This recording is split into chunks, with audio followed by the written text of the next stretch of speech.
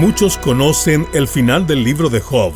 Sin embargo, pocos entienden sus verdaderas implicaciones para el día de hoy. Bienvenido a Sabiduría para el Corazón. Hoy, el pastor Stephen Davey nos muestra que lejos de prometer que Dios prosperará materialmente al que tiene mucha fe, la conclusión de la historia de Job nos revela profundas lecciones del misericordioso carácter de Dios.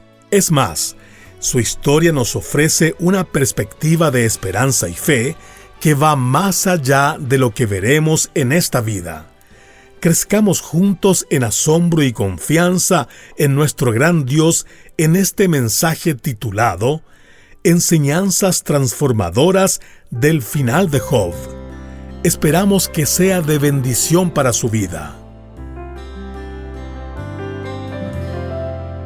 La mayoría hemos crecido viendo cuentos de hadas en donde, en su mayoría, los buenos ganan y los malos pierden. En contra de todas las probabilidades, el príncipe rescata a la princesa y juntos cabalgan hacia la puesta de sol para vivir, ¿cómo? Felices para siempre. La bruja malvada muere y el rey avaro y egoísta termina con sus manos vacías, y así es como nos gusta que terminen los cuentos de hadas, ¿no es así? Sin embargo, todos sabemos que la vida no es un cuento de hadas. Felices para siempre necesita cederle el lugar a la realidad, a los desafíos y a las dificultades de la vida.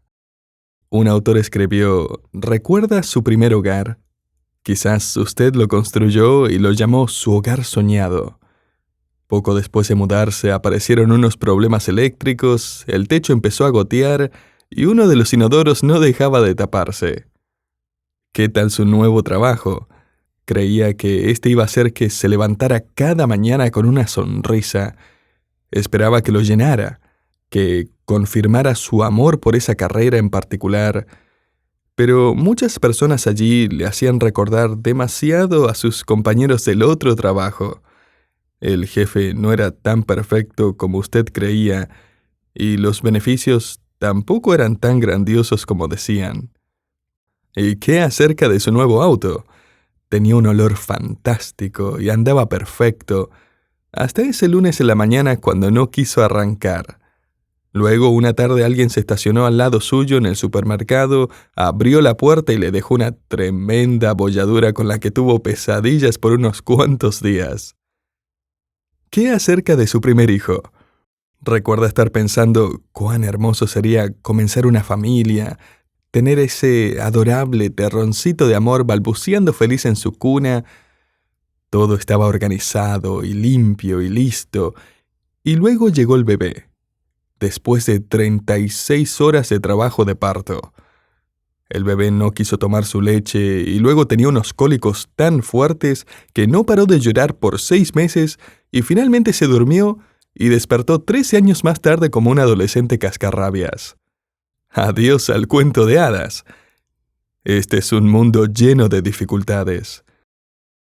Y sin embargo usted pensará, bueno, Job la tuvo difícil, pero un momento. Su vida terminó con un felices para siempre, ¿o no? A simple vista, sí. Pero esta conclusión es superficial y deja de lado todo lo que este hombre sufrió. Pregúntele a alguien que ha perdido a un hijo si tener otro hijo llena el espacio vacío en su corazón que dejó el otro.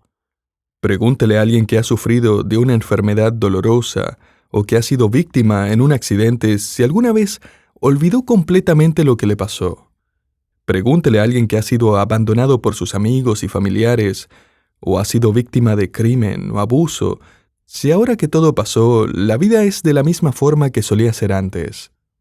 Querido oyente, no trivialicemos los problemas de Job ahora que hemos llegado a este último capítulo diciendo, ¡hey!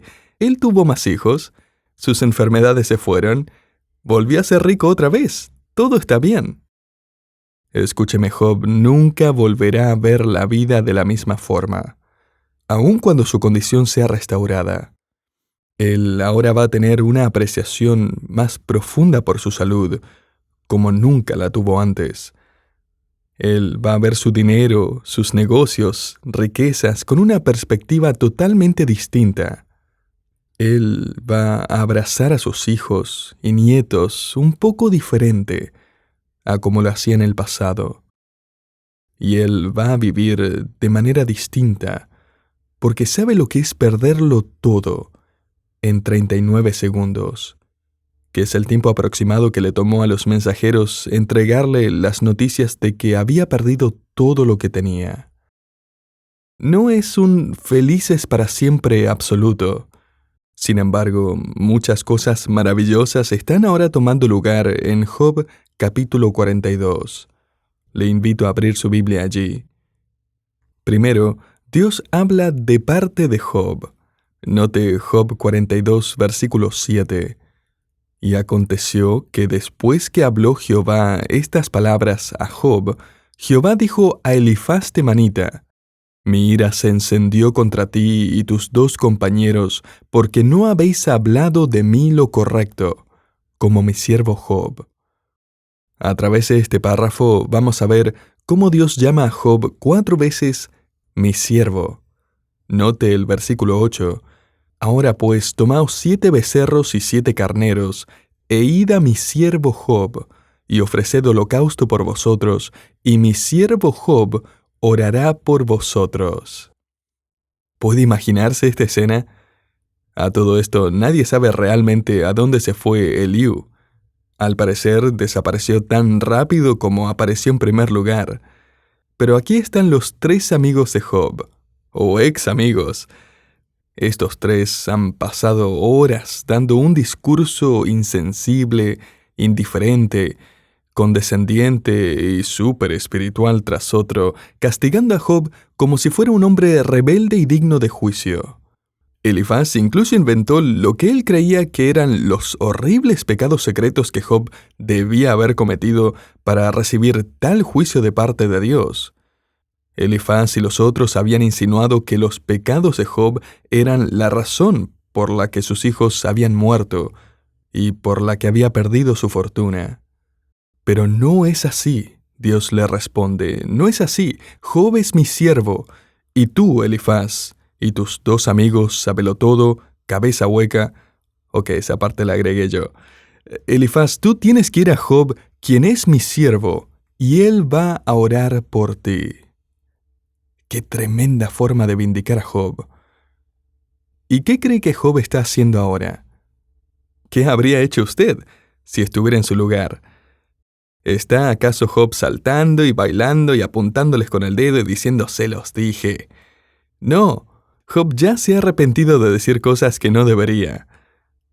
Y es que para aquellos que sufren, hay cosas más importantes que estar en lo correcto.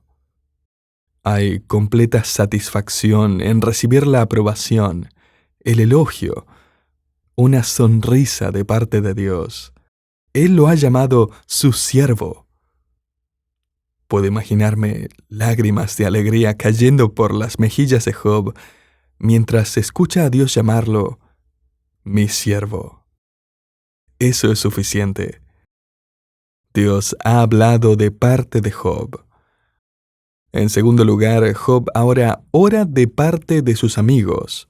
Note Job 42, versículo 10.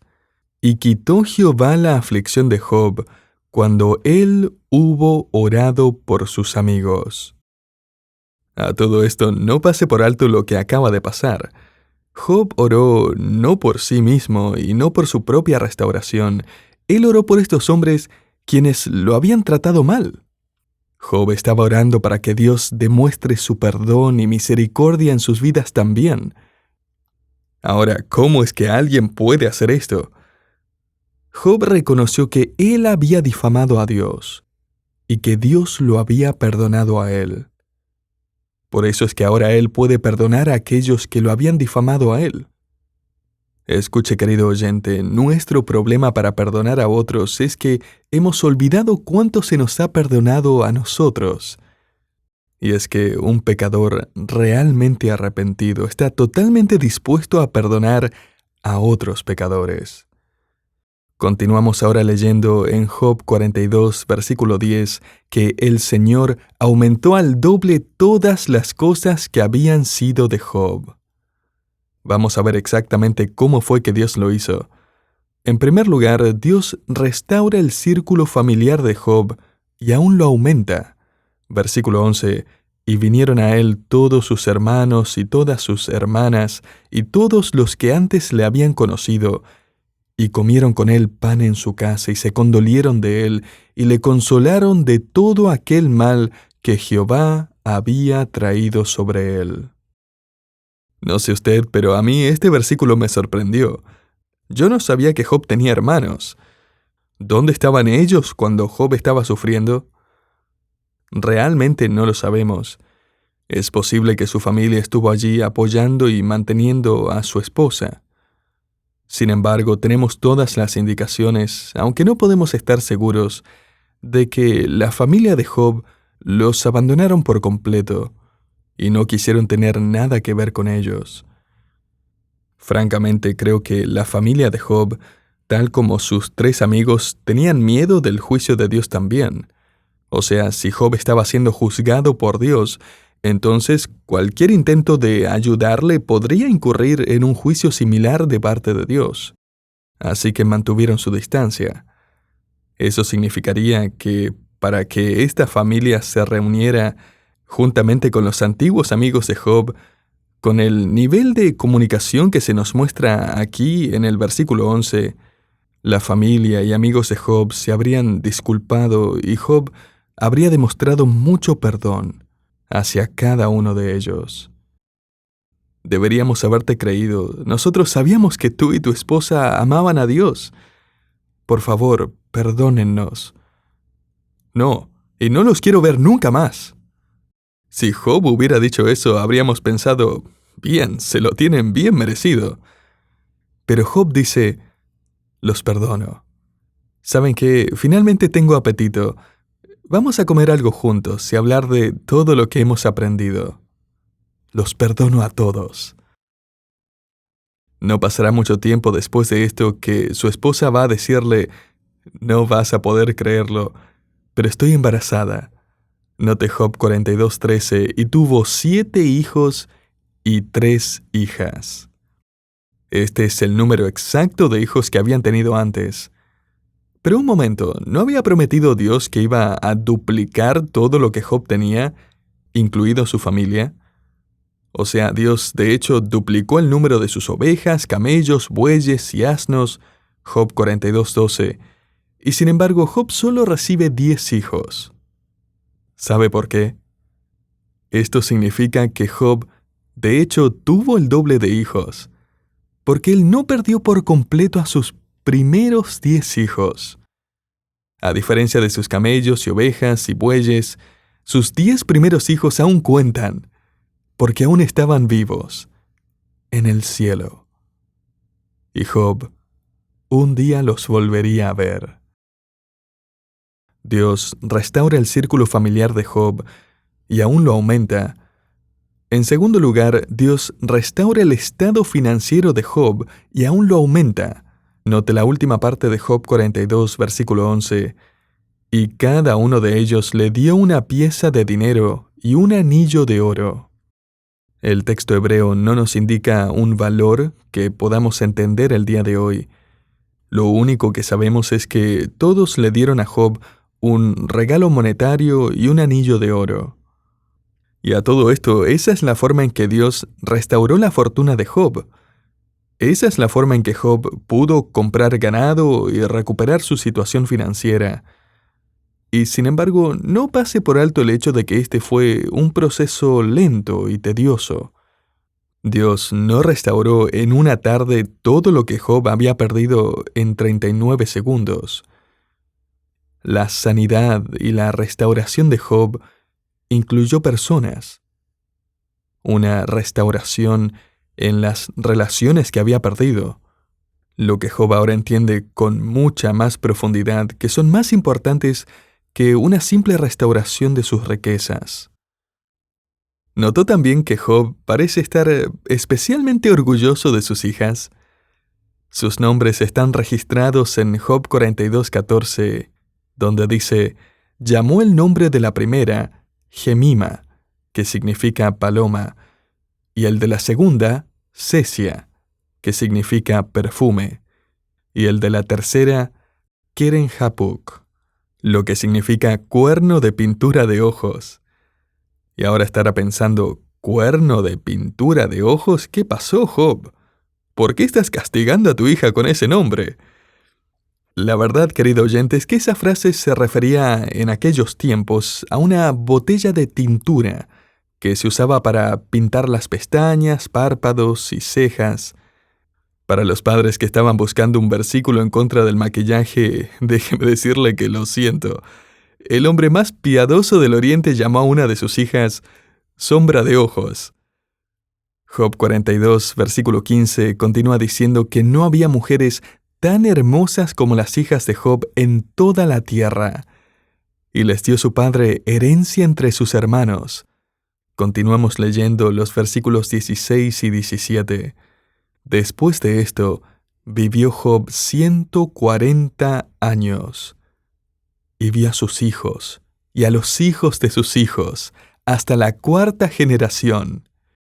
Y murió Job viejo y lleno de días. Esa es la forma hebrea de decir: él murió satisfecho, con una vida plena. Ahora, si alguien calificaba para vivir feliz para siempre, ese debía haber sido Job. Pero sabe que aún Job eventualmente se enfermaría nuevamente. Él probablemente tendría que enterrar a otros seres queridos, y Job eventualmente moriría también. Pero en ese momento Job aprendería la verdadera historia. Aprendería que su aflicción, tan grande como había sido, fue leve y momentánea, produciendo un eterno peso de gloria que sobrepasa toda comparación, como nos dice 2 Corintios 4:17. Y antes de despedirnos de Job, me gustaría que saquemos algunas conclusiones acerca de su vida que nos sigue impactando el día de hoy, después de 4000 años. Aún hay principios importantes y verdades cruciales que necesitamos aprender a partir de su testimonio. En mi biblioteca tengo 25 sermones predicados por Charles Spurgeon acerca de la vida de Job, y quería ver qué tenía que decir este famoso predicador de los 1800 en su último sermón de Job. El libro que contiene estas predicaciones se titula El sufrimiento y la soberanía de Dios. En este sermón, Spurgeon dijo: pareciera que esta es una observación muy trivial, común y conocida por todos. Pero, amados, las mismas cosas que todos saben son las que necesitamos escuchar. Aquellas antiguas cosas de las que no nos preocupamos en nuestra prosperidad son las más valiosas cuando estamos desanimados por los terribles golpes de la tribulación. Y cuando leí esta frase me hizo pensar y preguntarme dónde estaba usted, querido oyente, cuando empezamos este estudio a través del libro de Job. Quizás para usted estas verdades no le impactaron mucho porque el sufrimiento estaba muy lejos de su hogar. Pero ahora no. Quizás ahora Job tiene más que decirle que antes. Quizás recuerde que este libro comenzó con Job haciendo sacrificios de parte de sus hijos en caso de que ellos hubieran hecho algo indebido. Sus hijos ya estaban viviendo por su cuenta, tenían sus propias familias y hogares. Pero Job era un pastor, se preocupaba por sus hijos, no solo físicamente, sino espiritualmente. El libro empezó presentándonos al mejor representante del propósito de Dios para un hombre sobre esta tierra. Eso es lo que Dios desea para el hombre desde lo más profundo de su corazón. No había duda alguna de que Job era un hombre piadoso, lo que nos llevó a la inquietante observación de que los hijos de Dios no son inmunes al sufrimiento. Los cristianos no reciben una vacuna contra las dificultades. No hay tal garantía. Y quizás usted dijo dentro de sí mismo, sí, yo creo que los hijos de Dios pueden sufrir grandes pruebas, pero no sus hijos piadosos. La gente realmente buena está protegida por Dios de la maldad y el sufrimiento, ¿verdad? No teníamos idea de que la gente buena realmente atrae el sufrimiento. El acusador, Satanás, fue tras Job. Si solo pudiera lograr que Job se alejara de Dios, ganaría el placer de haberle robado a Dios de su adoración, el cual es el máximo objetivo de Satanás. Satanás se presenta delante de Dios y acusa a Job, y luego Satanás acusa a Dios delante de Job. Y él continúa haciendo lo mismo con nosotros también. A Satanás se lo llama en el libro de Apocalipsis el acusador de los hermanos. Esa es su misión: decirle a Dios que no valemos la pena, y luego decirnos a nosotros que no vale la pena seguir a Dios. Satanás le recuerda a Dios que somos pecadores, y a nosotros nos dice que Dios está ausente. Susurra en el oído de Dios que le somos infieles, y luego susurra en nuestro oído que Dios no se interesa por nosotros. Sin embargo, Job cantará de la fidelidad de Dios en esos primeros días. Yo sé que mi Redentor vive. Job 19:25. Escuche, querido oyente, sin importar lo que diga el acusador, sin importar lo que nos entregue la vida, sin importar qué pruebas enfrentemos, y sin importar que podamos encontrarnos lamentándonos como el rey David en el Salmo 88, estoy en el hoyo más profundo y la oscuridad es mi amigo más cercano. Existen 5 verdades valiosas que pueden sostenernos en esos momentos de dificultad. En primer lugar, siempre que concluyamos que Dios no está presente, la verdad es que Él siempre está con nosotros. Dios nos dice que Él nunca nos dejará ni nos desamparará. Hebreos 13:5. Sabe que Job estaba convencido de que Dios estaba ausente, pero Dios siempre está con nosotros. Segundo, siempre que sintamos que no hay esperanza en la vida, sí la hay. Y no porque se lo merezca, sino porque Él lo ha prometido y Él guarda sus promesas. Por la fe tenemos una esperanza que va más allá de esta vida. Y aún en esta vida sabemos que a los que aman a Dios todas las cosas les ayudan a bien. Esto es, a los que conforme a su propósito son llamados. Romanos 8:28. Tercero, siempre que el enemigo de nuestra alma nos susurra en el oído que Dios no se preocupa por nosotros, Él sí lo hace, echando toda vuestra ansiedad sobre Él, porque Él tiene cuidado de vosotros. O sea, Dios continuamente, constantemente, sin parar, Él cuida y se preocupa de su vida. 1 Pedro 5:7. Cuarto, siempre que creamos que Dios no ha oído nuestro llanto, Él sí lo ha hecho. Con mi voz clamé a Jehová, y Él me respondió desde su monte santo. Salmo 3:4. A Jehová clamé estando en angustia, y Él me respondió. Salmo 121. Y quizás se pregunte, ¿pero qué acerca de los creyentes apartados? El profeta Jonás, que se encontraba huyendo de la presencia de Dios, dijo: «Invoqué en mi angustia a Jehová, y Él me oyó. Desde el seno del Seol clamé, y mi voz oíste». Jonás 2:2.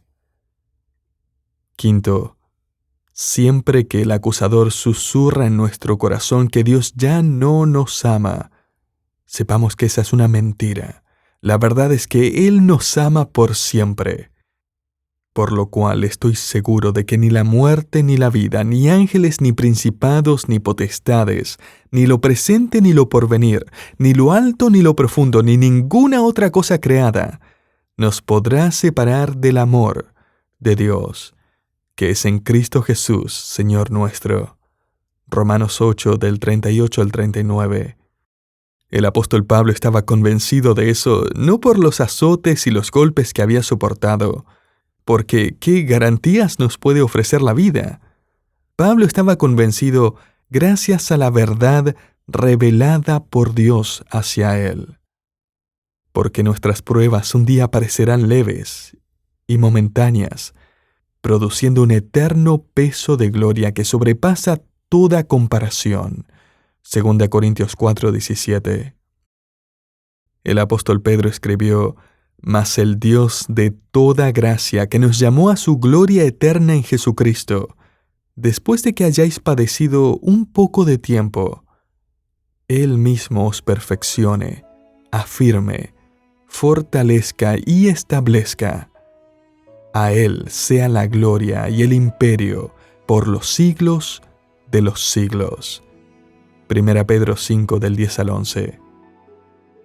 Querido hermano, hermana en la fe, y vivieron felices para siempre, no es ni será el resumen de nuestra vida sobre esta tierra.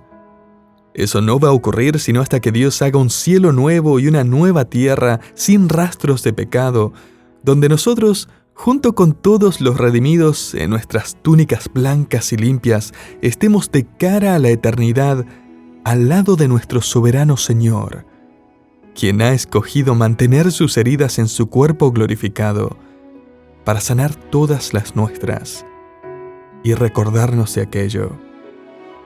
Job capítulo 42 no fue el final de la historia de Job, y nuestro final tampoco está pronto a escribirse. Esto es para todos los que seguimos a Cristo, porque tendremos un final que no podemos imaginar. Va a ser mejor que el final de los cuentos de hadas, porque va a ser real. El príncipe de paz un día vendrá. Va a haber un palacio y un trono y un reino en donde las calles serán hechas de oro. Nuestro príncipe va a ser todo perfecto. Y luego, nosotros viviremos felices para siempre.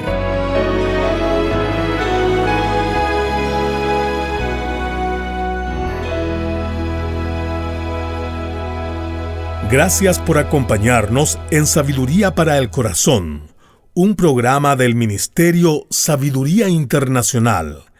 Esperamos que este estudio del libro de Job haya sido de gran edificación. El programa de hoy se titula Enseñanzas transformadoras del final de Job y es parte de la serie Cuando Dios habla. Si el Señor ha usado este estudio del libro de Job para bendecir su vida, ¿consideraría apoyar este ministerio con sus oraciones y ofrendas? Le invitamos a ser parte de nuestra misión de llevar el Evangelio y edificar a los seguidores de Cristo por todo el mundo. Su apoyo es esencial para continuar con esta labor. Si desea colaborar con nosotros, visite nuestra página web sabiduriaespanol.org/ofrendar. Gracias por su sintonía y lo esperamos en el próximo programa.